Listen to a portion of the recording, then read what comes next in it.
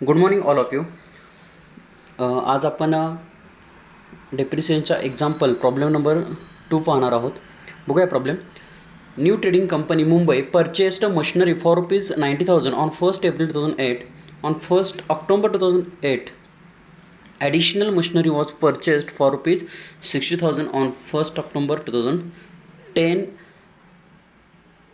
The company sold machinery purchased on 1st October 2008 for ₹40,000.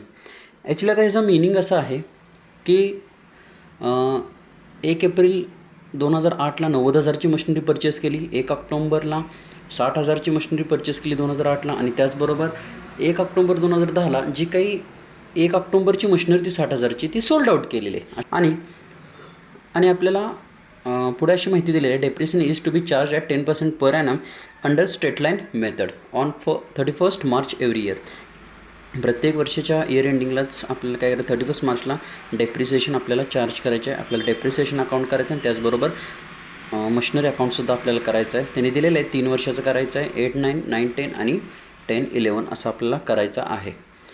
आता सुरुवातीला आपण बघत असताना मग आपल्याला काय करायला लागणार, तर आपण जे फर्स्ट एक्झाम्पल बघितलेलं होतं ते एक्झाम्पल जे होतं ते एक्झाम्पल इझी होतं, सोपं. त्यामध्ये कोणत्याही प्रकारची वर्किंग नोट आपल्याला करावी लागत नव्हती. पण या एक्झाम्पलमध्ये आपल्याला काय करायचं आहे, तर आपल्याला वर्किंग नोट तयार करायची आहे. आता हे वर्किंग नोट कशी असते ते आता आपण पाहूया. आणखी एक सांगतो, तुम्हाला ऑलरेडी ह्याचे प्रॉब्लेम्स दिलेले आहेत. सर्वांनी हे लेक्चर ऐकताना प्रॉब्लेम तुमच्या समोर ठेवायचा आहे, कारण ते तुम्हाला समजण्यास ते सोपं जाईल आणि ते लवकरात लवकर समजून जाईल. ठीक आहे. आता आपण पाहूया वर्किंग नोट. बघा सर्वांनी, आता वर्किंग नोट बघायची आहे. आता वर्किंग नोट बघत असताना आपल्याला काय करायचं आहे, तर सुरुवातीला हेडिंग देत असताना calculation of depreciation and profit and loss on sale of machinery आपल्याला पाहायचे आहे. म्हणजेच काय, आपण एकतर डेप्रिसिएशन पण बघणार आहोत आणि त्याचबरोबर आपण कधी सोल्ड आउट केलेली आहे मशीन तीसुद्धा आपण यामध्ये बघणार आहोत, जेणेकरून आपल्याला लॉस झाला आहे का प्रॉफिट झाला आहे ते समजणार आहे. आता यामध्ये आपल्याला या पद्धतीनं कॉलम आपल्याला ड्रॉ करून घ्यायचे आहेत. पर्टिक्युलर्स किंवा इयर्स म्हणा, मशिनरी 1, मशिनरी 2 आणि डेप्रिसिएशन. म्हणजेच काय, मशिनरी 1 मीन्स आपण 1 एप्रिलला एक मशिनरी परचेस केलेली आणि 1 ऑक्टोंबरला एक मशिनरी परचेस केलेली, आणि लास्ट कॉलम आहे तो डेप्रिसिएशन कॅल्क्युलेट करण्याचा. आपल्याला पर्सेंटेज दिलेली आहे 10%. बघा, मी 2008, 9 लिहून घेतलेलं आहे. त्याची कॉस्ट होती 90,000. त्याचं डेप्रिसिएशन मी कॅल्क्युलेट केलं किती, 9,000 10%नं. दुसरी मशिनरी 1 ऑक्टोंबरला 60,000ची परचेस केलेली आहे, त्याचं 3,000 डेप्रिसिएशन. आता कसं आलेलं आहे 3,000, तर आपण पहिल्या प्रॉब्लेममध्ये सुद्धा बघितलं होतं. ही जी काही मशीन आहे ती फक्त 6 महिने यूज झालेली आहे, जास्त यूज झालेली नाही आहे. त्यामुळं 60,000चा म्हणजे 60,000चा 10% 6,000 येतो आणि त्याच्यावरती आपल्याला 6 मंथचा कॅल्क्युलेट करायचा आहे. म्हणून आपण किती आला, तर त्याचा हाफ करून घ्यायचा आहे 3,000. म्हणून टोटल डेप्रिसिएशन फर्स्ट इयर्स किती झालेलं आहे 12,000. जो काय 81,000 आणि 57,000 हा क्लोजिंग बॅलन्स आहे, रिमेनिंग बॅलन्स आहे. पर 9-10चं पण त्याच पद्धतीनं करून घ्यायचं. एक लक्षात ठेवा, फिक्स इन्स्टॉलमेंट मेथडमध्ये आपल्याला डेप्रिसिएशनची अमाऊंट ही सेमच असते. म्हणजे तर 9,000 येणार आणि इथं आता फुल इयरचं येणार 6,000. म्हणजे टोटल डेप्रिसिएशन किती झालं 15,000. 10-11ला बघा 9,000 घेणार आणि आहे तसं आहे तर इथं 3,000 परत घेतलेलं आहे. आता परत 3,000 काय घेतलेलं आहे, कारण यामध्ये आपल्याला एक्झाम्पलमध्ये सांगताना काय सांगितले की 1 ऑक्टोंबर 2008ची जी काही मशीन आहे ती सोल्ड आउट केलेली आहे. किती रुपयाला सोल्ड आउट केलेली आहे, तर कोणत्या डेटला सोल्ड आउट केलेली आहे, तर 1 ऑक्टोंबर 2010ला.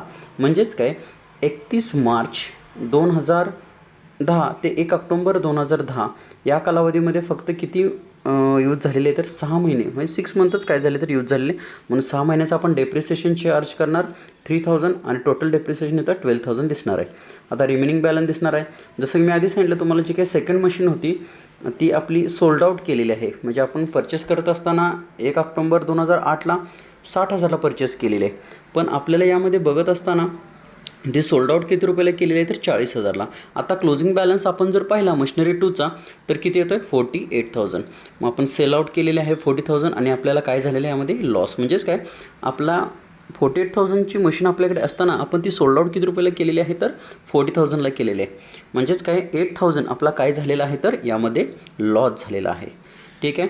हे सर्वांनी ही वर्किंग नोट व्यवस्थित बघायची आहे, जेणेकरून तुम्हाला हे समजून जाईल. ठीक आहे. आता आपण पाहायचं आहे, आपण फर्स्ट एक्झाम्पल आता काय आपल्याला सोपं आहे, फक्त आपल्याला ह्या अमाऊंट सगळ्या ज्या काय आहेत त्या आपल्या टेबल फॉर्मॅटमध्ये आपल्याला घ्यायचे आहेत, म्हणजेच मशिनरी अकाउंट आणि डेप्रिसिएशन अकाउंटमध्ये. आता ते कोणत्या आणि कशा पद्धतीने घेतलं जातं ते आता आपण पाहूया.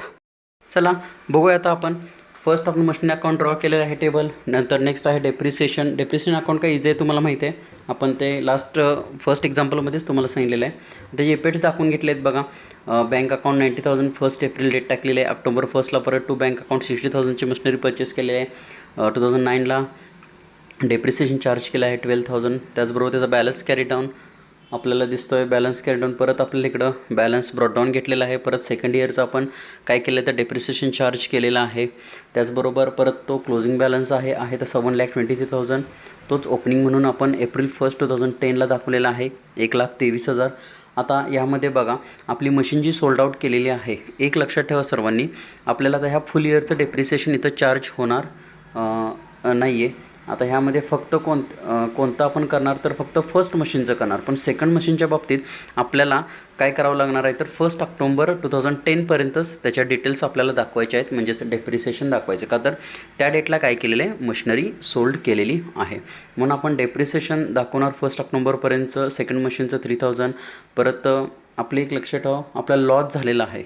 लॉस झाल्यानं आपण एंट्री काय करतो, profit and loss account debit to particular asset, म्हणजे जी काही ॲसेट असेल ती. आता यामध्ये ॲसेट कोणते आहे मशिनरी अकाउंट आहे, म्हणून मशिनरी अकाउंटला क्रेडिट केलं by profit and loss account. ब्रॅकेटमध्ये आपण लिहून घेतलं लॉस ऑन सेल झालेला आहे 8,000 रुपीजचा. त्याचबरोबर आपण काय केलं त्यामध्ये आपली सोल्ड आउट केलेली आहे मशीन. सोल्ड आउट किती रुपयाला केलेले आहेत तर 40,000 रुपीजला केलेली आहे. परत फुल इयरचं आपण फर्स्ट मशीनचं डेप्रिसिएशन चार्ज केलेलं आहे 9,000 आणि त्याचबरोबर त्याचा क्लोजिंग बॅलन्स 63,000 दिसला आहे. तोच आहे तसा आपण 2011ला एप्रिल 1ला आपण ब्रॉडडाऊन करून दाखवणार आहे. आणि डेप्रिसिएशन अकाउंट सर्वांना माहितीच आहे. ह्यामध्ये डेप्रिसिएशनची एंट्री काय होते नेहमी depreciation account debit to asset account. आता ॲसेट कोणते मशिनरी अकाउंट, म्हणून डेप्रिसिएशन अकाउंटला डेबिट टू मशिनरी आपण प्रत्येक वर्षाचं यामध्ये घेत गेलो.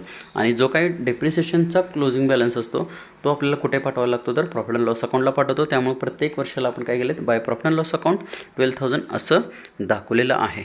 ठीक आहे, ओके. आता सर्वांनी तर आता काय करायचं आहे सर्वांनी की जे काय फर्स्ट मेथडचे रिमेनिंग अजून 1-2 एक्झाम्पल आहेत ते तुम्ही सॉल्व करून घ्यायचे आहेत. तुम्हाला ऑलरेडी ते एक्झाम्पल्स दिलेले आहेत. नेक्स्ट लेक्चरला आपण सेकंड मेथड बघणार आहोत, त्याचंसुद्धा एक एक्झाम्पल घेऊन. कारण हा जो टॉपिक आहे हे जे युनिट आहे ते अत्यंत सोपं आहे. यामध्ये जास्त आपल्याला काय नाही आहे, एकदम इझी आहे. ठीक आहे, त्यामुळे आपण नेक्स्ट लेक्चर आपण सेकंड मेथडचं घेणार आहोत. Okay, stay safe, stay home.